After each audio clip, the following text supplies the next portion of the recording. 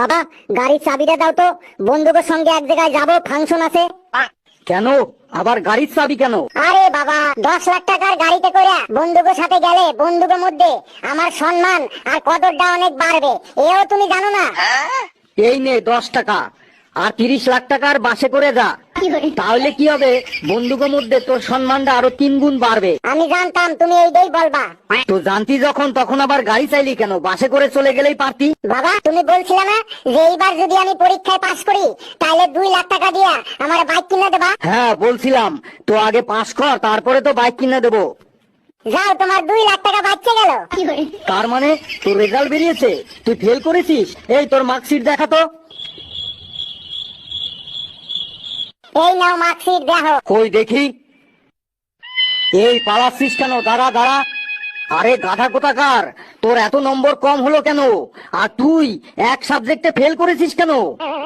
একটা পরীক্ষায় অনুপস্থিত থাকার জন্য ফেল করছি। তার মানে তুই তো প্রতিদিন পরীক্ষা দিতে যেতি, আমি তোকে পরীক্ষা সেন্টারে পৌঁছে দিয়ে আসতাম, তো অনুপস্থিত আবার হলি কবে? আরে বাবা, আমি কোনোদিনও অনুপস্থিত হই নাই।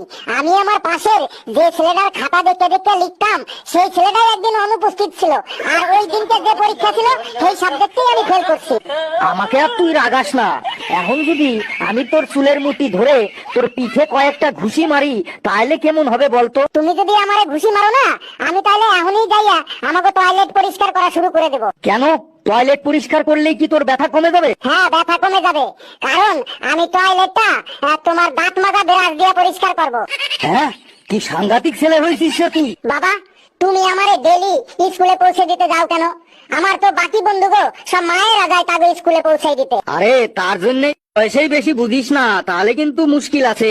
বাবা, তোমার একটা কথা কব? বল বল, কি কথা, তাড়াতাড়ি বল। আমি না ফেসবুকে মেঘো নাম দিয়া 4টা ফেক আইডি বানাইয়া রাখছি। তোর কি আর কোনো কাজ নাই? আর তুই এই কথা আমারে শোনাচ্ছিস কেন? তোমারে হুনাইতেছি, তার কারণ হলো ওই টিনা নামে যে মেয়েটারে তুমি 3 মাস ধরে ফেসবুকে পটানোর চেষ্টা করতেছো না, ওইটা আমি।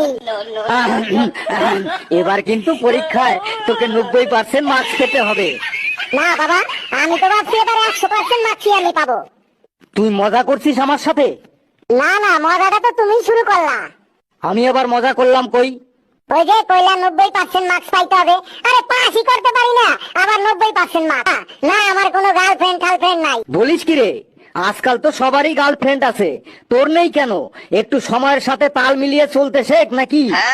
না মানে বাবা, তোমার সামনে না কইতে আমি ভয় পাইতেছিলাম, আমার একটা গার্লফ্রেন্ড আছে। আরে গাধা, ওই জন্যই তো তুই